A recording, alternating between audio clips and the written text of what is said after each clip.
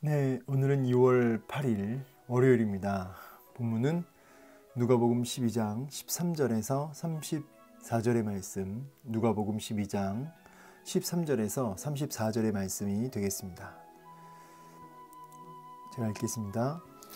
무리 중에 한 사람이 이르되 선생님, 내 형을 명하여 유산을 나와 나누게 하소서 하니, 이르시되 이 사람아, 누가 나를 너희의 재판장이나 물건 나누는 자로 세웠느냐 하시고, 그들에게 이르시되 삼가 모든 탐심을 물리치라. 사람의 생명이 그 소유에 넉넉한 데 있지 아니하니라 하시고, 또 비유로 그들에게 말하여 이르시되 한 부자가 그 밭에 소출이 풍성하매 심중에 생각하여 이르되 내가 곡식 쌓아둘 곳이 없으니 어찌할까 하고, 또 이르되 내가 이렇게 하리라. 내 곡간을 헐고 더 크게 짓고 내 모든 곡식과 물건을 거기 쌓아두리라. 또 내가 내 영혼에게 이르되 영혼아, 여러 해 쓸 물건을 많이 쌓아두었으니 평안히 쉬고 먹고 마시고 즐거워하자 하리라 하되, 하나님은 이르시되 어리석은 자여, 오늘 밤에 내 영혼을 도로 찾으리니 그러면 내 준비한 것이 누구의 것이 되겠느냐 하셨으니, 자기를 위하여 재물을 쌓아두고 하나님께 대하여 부요하지 못한 자가 이와 같으니라. 또 제자들에게 이르시되 그러므로 내가 너희에게 이르노니 너희 목숨을 위하여 무엇을 먹을까, 몸을 위하여 무엇을 입을까 염려하지 말라.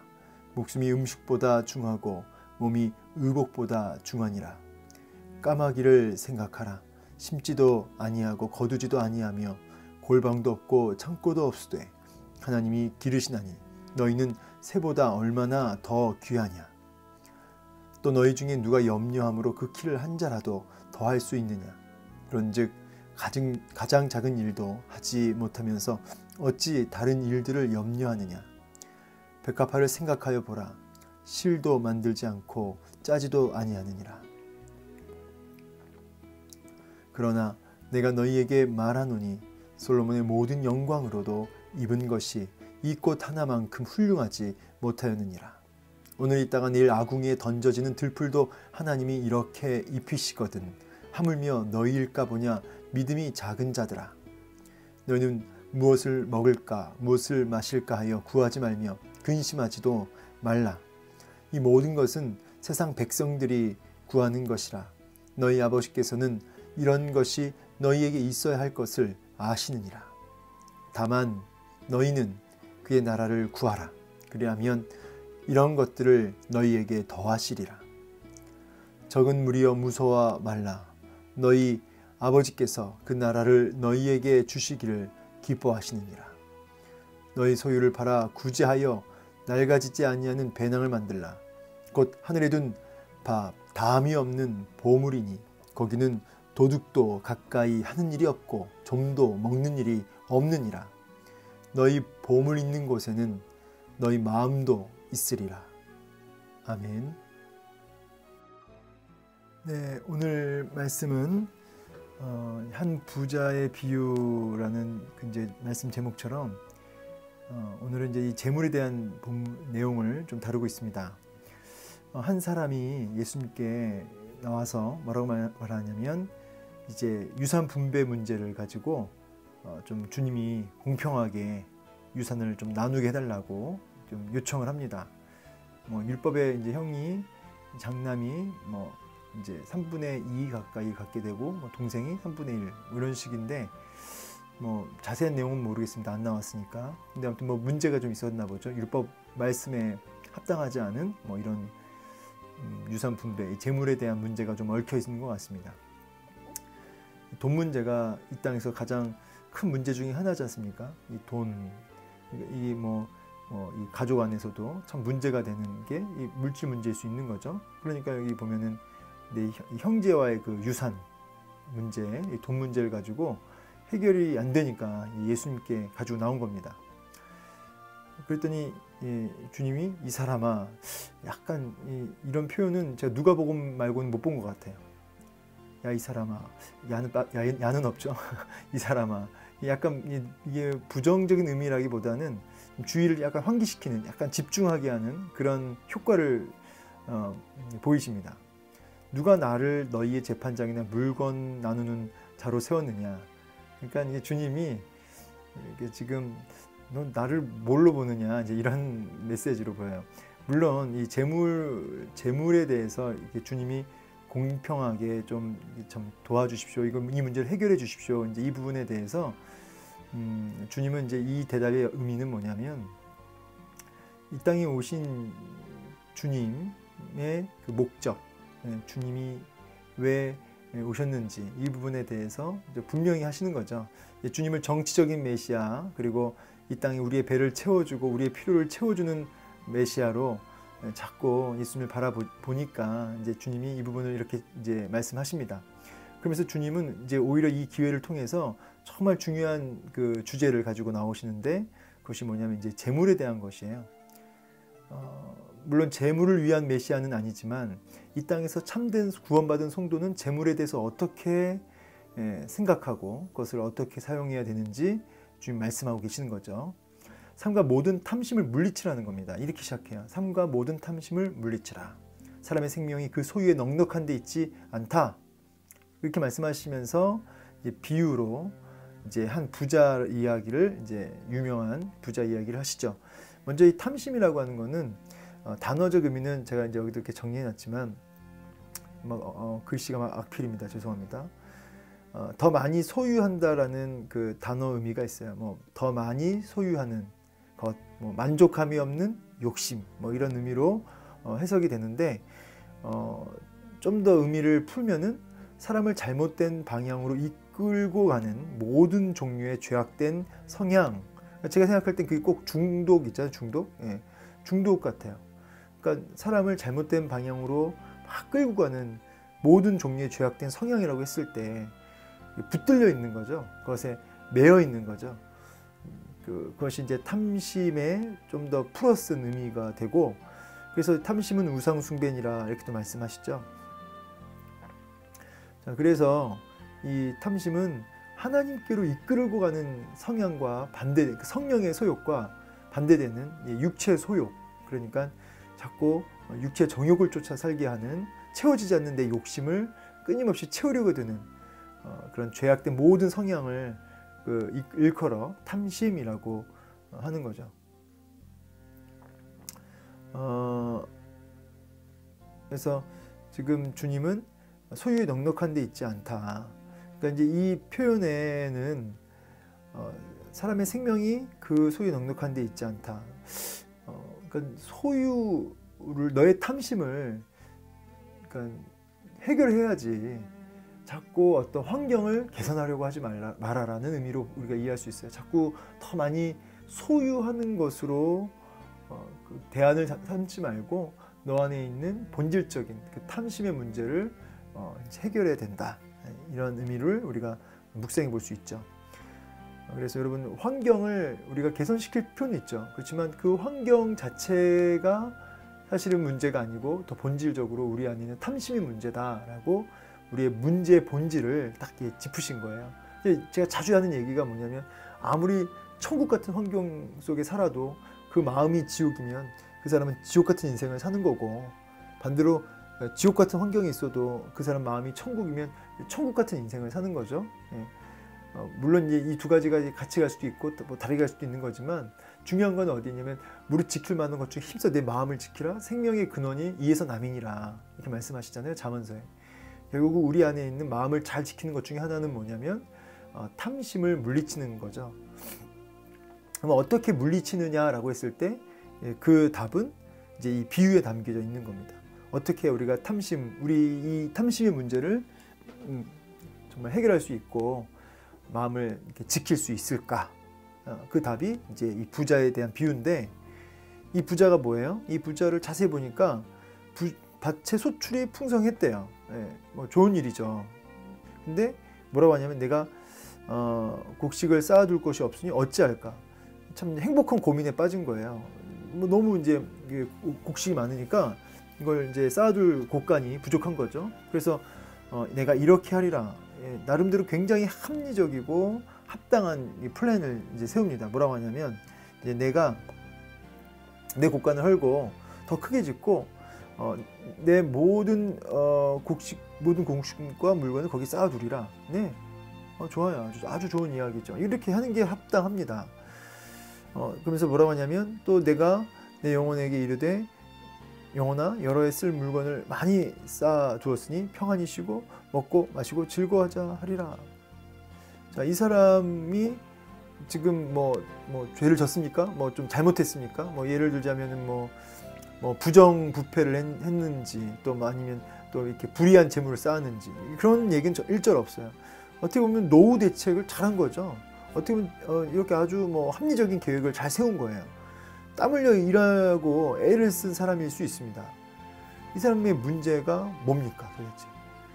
제가 볼 때는 이 사람은 아주 노후 대책 잘한 성실을 근면한 아주 합리적인 사람이에요. 그래서 제가 여기다가 합리적인 계획과 성공한 사람의 모습이다. 근데 제가 뭐라 썼냐면 문제는 뭐냐면 나를 위한 자기 중심적 삶이었다는 거예요. 뭐냐면 이 사람이 지금 이 짧은 본문 안에 제가 보면은 내가 곡식을 쌓아두고 싶으면 어떻게 할까? 또 뭐라 그래요? 내가 이렇게 하리라. 내 곡간, 그다음에 내 모든 곡식과 물건 거기 쌓아두리라. 내가 내 영혼에게 이르되 하면서 이 짧은 본문 안에 나를 굉장히 강조를 많이 하죠. 그러니까 결국은 이 사람은 다 뭐예요? 이게 다 내 거라는 거예요. 다 내 거고, 그리고 심지어 내 영혼에게 자기 영혼도 자기 거예요. 그러니까 모든 게 다 자기 거죠. 자기 곡간, 자기 곡식 다. 사실 여러분 이게 움켜쥐는 행위가 이게 어리석은 거거든요. 사실은 내 거야라고 하면서 움켜쥐는 그 행위 자체가 이게 어리석은 그 사람의 부자의 중요한 특징이라고 한다면 여러분 재물이 많을 수 있어요. 제가 늘 얘기하지만 자주 얘기하지만 은행 잔고에 돈이 많을 수 있습니다. 아브라함도 부자였고 욥도 부자였죠. 돈이 많았어요. 그렇지만 그들의 특징은 뭐냐면 그게 내 거야 라고 하는 움켜쥐는 자세가 아니었다는 거예요. 철저하게 주님 거라는 걸 인정했고 그래서 그 재물들을 하나님 앞에서 바르게 사용했다는 거죠. 여러분 그 마틴 루터, 종교개혁자 마틴 루터가 그런 얘기를 하죠. 회심에 대해서, 진짜 거듭남에 대해서 이렇게 얘기해요. 첫 번째 머리의 회심, 깨달음이고, 그다음에 가슴의 회심. 가슴의 회심이라고 하는 건 이제 어떤 하나님 앞에 자기를 마음을 찢는 그런 가슴 아픈, 정말 나의 죄악을 돌이키는 그런 가슴의 회심. 그리고 마지막이 뭐예요? 지갑의 회심이에요. 그래서 여러분 이 지갑의 회심해야 된다. 그러니까 재물을 우리가 왜 피땀 같은 내 돈 그러죠. 그러니까 진짜 이 재물은 그 사람의 어떤 삶의 헌신과 노력의 결정체 같은 것 같은데, 그러니까 참 그 사람, 그러니까 여러분 재물을 흔들면 그 사람 전체가 흔들리잖아요, 보통.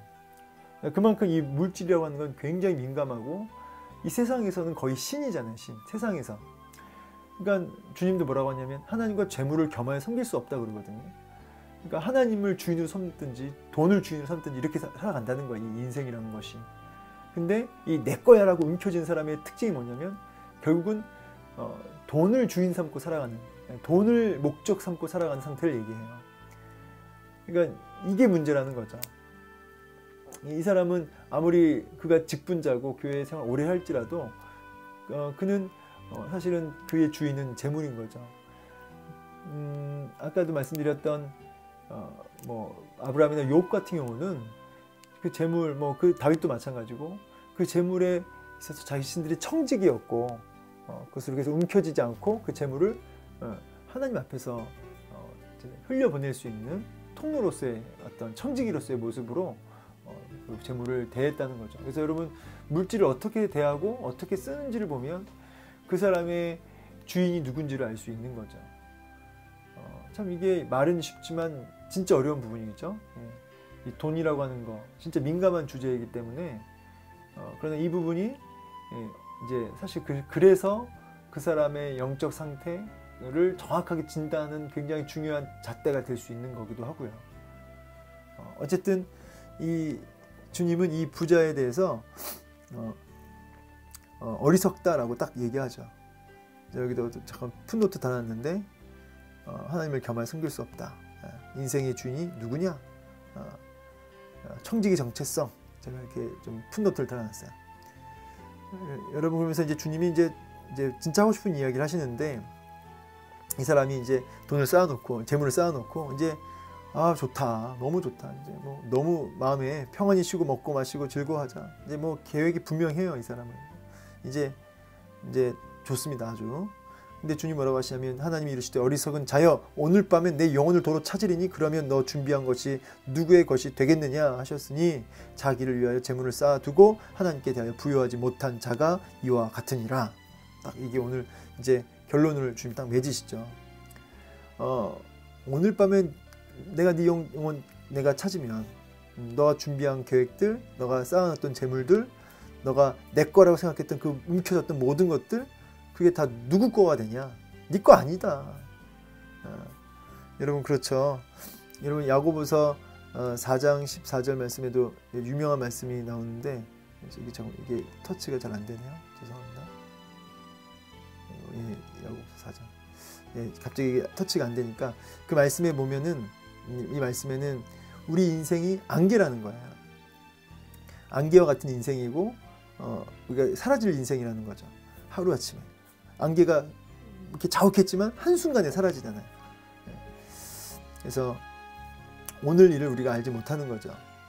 그러면서 주님의 대답은 뭐냐면, 자기를 위하여 재물을 쌓아두고 하나님께 대하여 부여하지 못한 자가 이와 같으니라. 그래서 이 탐심을 이기는 방법의 결론이 이겁니다. 하나님께 대하여 부여하는 거예요. 하나님께 대하여 우리가 부여해질 때 우리의 그 내면에 있는 탐심을 이길 수 있는 거죠. 탐심을 이길 수 있는 대안은 뭐다? 하나님께 대하여 부여하는 거죠. 하나님께 대하여 부여한다라는 말은 어떤 의미일까요?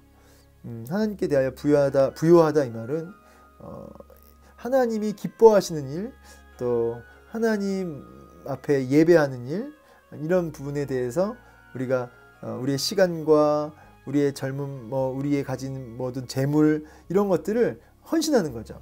여러분 우리가 하나님께 너무 이제 인색하다는 거예요. 우리의 시간, 우리의 재물, 우리의 어떤 마음, 여러 가지를 어떻게 사용하는지를 보면 아는데, 하나님께 대해서는 너무 인색하고 나를 위해서는 굉장히 관대한, 내 거라고 움켜쥐는 것들에 대해서 너무나 관대한, 이 부분이 이제 우리의 문제인 거죠. 그래서 하나님께 대해 부유하다, 여러분. 그래서 하나님께 인색하지 말고 하나님 옆에 우리가 기꺼이 우리의 것들을 헌신할 수 있어야 된다라는 것이죠. 자, 그러면서 이제 우리가 이게 잘 안 되니까 주님이 더 디테일하게 염려에 대한 부분을 얘기해요. 염려에 대한. 그러므로 내가 너희에게 이르노니 목숨을 위하여 무엇을 먹을까, 무엇을 입을까 염려하지 말라. 이거 사실 굉장히 먹고 마시고 입는 것은 우리 일상생활에 아주 중요한 것들입니다. 일상이고. 근데 염려하지 말라는 거예요. 그런 것들에. 그러면서 왜 그러냐니까 까마귀, 그다음에 아까 새, 그죠? 그러니까 이제 아까 이제 백합화도 나오는데, 이런 정말 어떻게 보면은 아무것도 아닌 걸 수 있는 이런 미물에 어떤 이런 새들도 하나님이 이렇게 먹이시고 또 들의 꽃도 이렇게 입히시는데, 하물며 너희를 내가 책임지지 않겠냐라는 주님의 말씀인 거죠. 제가 이 염려에 대해서 하나만 얘기하고 좀 정리하려고 하는데, 이 염려라고 할 때는 제가 여기 묵상이란 단어랑 이렇게 대조된다고 써놨는데, 묵상이란 말이 뭐죠? 묵상은 말씀을 되새김질하는 것이 묵상이에요. 끊임없이 묵상하는, 하나님을 묵상하고 말씀을 묵상하고 예수님의 십자가와 부활을 묵상하고, 이게 되새김질한다. 반대로 문제를 되새김질하는 게 염려다. 그러니까 말씀과 하나님을 되새김질하는 것은 묵상이라면, 이 땅의 문제를 계속해서 되새김질하는 것이 뭐다? 염려다. 여기가 염려해서 그 문제를 자꾸 곱씹어서 그 키를 한 자라도 더 할 수 있느냐. 여기서 말하는 키는 사실은 여러분 몇 센치 키라기보다는 생명의 길이죠. 너희의 생명의 그 시간 못한다는 거예요. 아무것도 할 수 없다는 거예요. 해결이 안 된다는 거예요. 그러면서 백합화 얘기 아까 했으니까요.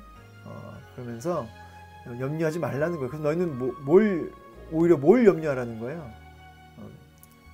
뭘 염려하라. 이제 그것이 하나님 나라, 그의 나라를 구하라. 우리는 무엇을 곱씹으며 살아야 되냐면 하나님의 나라를 곱씹으며 살아야 돼요. 천국, 그리고 이 땅에서 하나님과 동행하는 삶, 하나님의 통치를 받는 삶, 그리고 하나님의 통치가 확장되어서 하나님의 통치 안에 들어가지 못하는, 예배하지 못하는 사람들이 하나님의 통치 안으로 들어와 함께 예배하는 하나님 나라가 이루어지는 그 일을 놓고 우리는 염려하고 그것을 곱씹고 그것을 되새김질하고 그것을 구할 수 있어야 된다는 거예요. 그게 뭐예요? 바로 하나님께 대하여 부요한 삶인 거죠. 여기 아까 위에 하나님께 대하여 부요한 삶인 거죠. 그래서 여러분이 정말 하나님께 부요하길 원한다면 탐심을 물리쳐야 되고, 탐심을 물리치는 그 내용이 들어가 보면은 이제 끊임없이 하나님 나라를 염려하는, 묵상하는, 되새김질하는 이 부분이 있다는 것이죠. 그러면서 마지막 너희 보물이 있는 곳에는 너희 마음도 있다. 그래서 이 보물이 있는 곳에 마음이 있다. 그래서 우리의 마음이 사실은 이제 우리가 제일 보물이라고 여겨지는 것들, 사실 보물이 있는 거, 마음이 있는 건 당연하죠. 이 보물이라고 하는 거는 물론 돈일 수도 있고 뭐 어떤 여러 가지 다 포함하지만 자기가 생명처럼 여기는 것들이죠. 귀하게 여기는 것들. 거기에 마음이 있는 게 당연해요. 여러분의 보물이 그러니까 뭐냐부터가 중요한 거죠. 뭐냐? 여러분 보물이 뭐예요? 여러분에게 보물이 재물입니까? 아니면 이 땅에서 오래 사는 겁니까? 건강입니까? 여러분의 보물이 자식입니까? 뭡니까? 거기에 마음이 있는 거예요. 보통 보물이 이 땅에 돈이라는 거죠. 그러니까 거기에 마음이 있고, 마음이 보물에 있으니까 그 인생의 주인은 돈인 거죠. 그래서 그 사람은 늘 끊임없이 그것을 가지고 되새김질하고, 그러니까 염려하고요. 이게 다 연결되는 거죠. 여러분에게 보물이 뭐냐고 물어볼 때 우리는 이렇게 얘기해야죠. 하나님 나라. 그렇죠? 하나님 나라. 더 콕 집어서 예수 그리스도.